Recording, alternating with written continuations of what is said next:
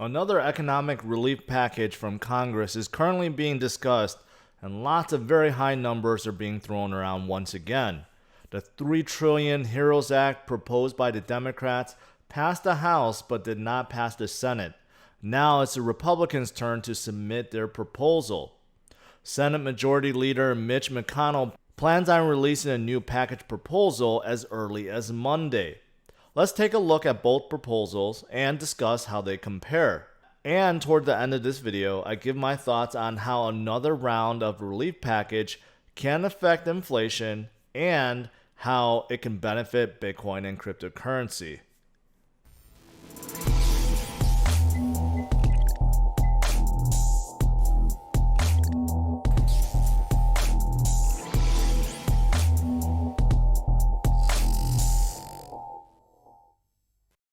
First off, in total, the first relief package is totaling around $6 trillion, and the second relief package is adding on trillions more. The HEROES Act from the Democrats is adding up to about $3 trillion, while the stimulus package expected from the Republicans is totaling around $1 trillion. Now, most people want to know, will there be a second stimulus check? Almost for sure. The HEROES Act proposed $1,200 for each individual and $1,200 for each dependent, up to 3 dependents. No official numbers have come out of Republicans, but Treasury Secretary Steven Mnuchin remarked that the proposal is exactly the same proposal as last time, implying that the second stimulus check will be the same as the first check. If this is true, that means there will be another one-time $1,200 stimulus check for each individual, $2,400 for married or joint filers, and $500 for each dependent under 17. These numbers only hold true for individuals making less than $75,000 a year or less than $150,000 for married and joint filers.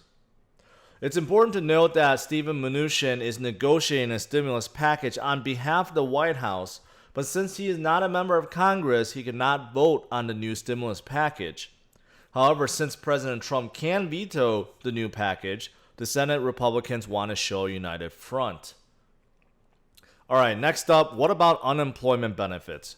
Well, the HEROES Act wants to extend the $600 a week till January 31st of 2021. That benefit is coming to a conclusion this week. Now, the Republicans want something much lower. There are talks about lowering the $600 down to maybe $100 or $200 per week. Mnuchin said that unemployment benefits can be capped at 70% of income. Now, next up is state and local aid. The HEROES Act wants to give state and local governments an additional $1 trillion in aid due to lost tax revenue. This includes $500 billion to state governments, $375 billion to local governments, and $75 billion to territory, tribes, and oversight. Right now, it appears the Republicans do not want to give any additional funding to state and local governments. Next up is student loans. The HEROES Act includes $10,000 of student loan forgiveness for borrowers who are struggling financially.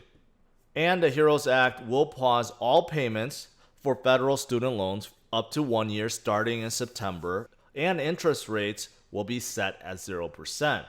Now, the Republicans currently have no proposal for student loans. Now, school funding is next.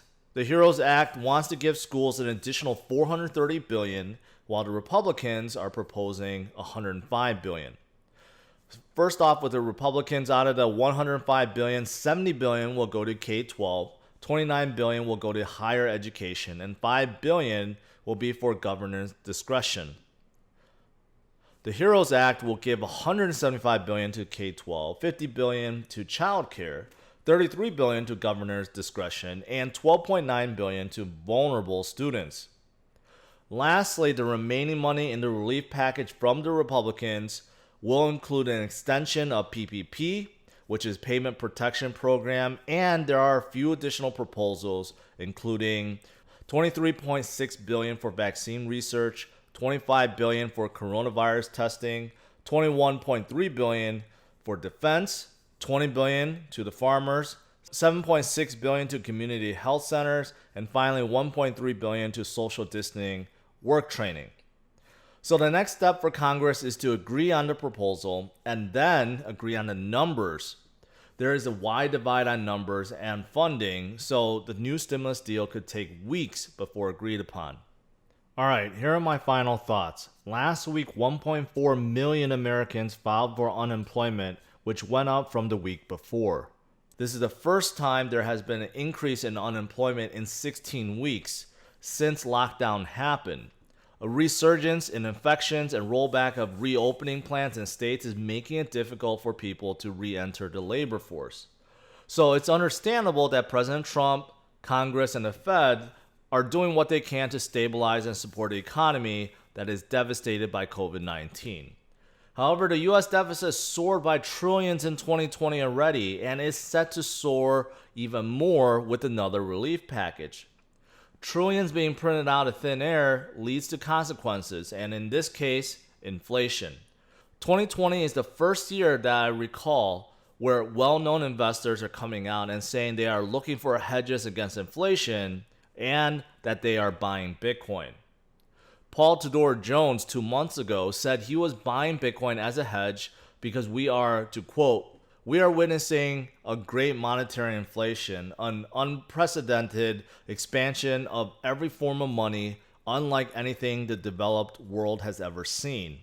And for him, to quote, "The best profit maximizing strategy is to own the fastest horse." Now, Chamath has been saying that for years, and so has Mike Novogratz. I see well-known investors only increasing their buys of Bitcoin with the second round of relief payments. And also, I know many retail investors, average Joes, they actually use their first check on investments like Bitcoin and crypto, and there's no reason why they wouldn't use the second check for the same purpose. I think the economy in the US and around the world has a ways to go before fully recovering. The second round of relief package is needed, but stores of value of Bitcoin and speculative plays like altcoins will benefit. Okay, what are your thoughts? Leave them in the comments below. Thanks for watching. Hit the like and subscribe to the channel for more first news, reviews, and live sessions, which happen on Friday at 10:30 a.m. Central Standard Time.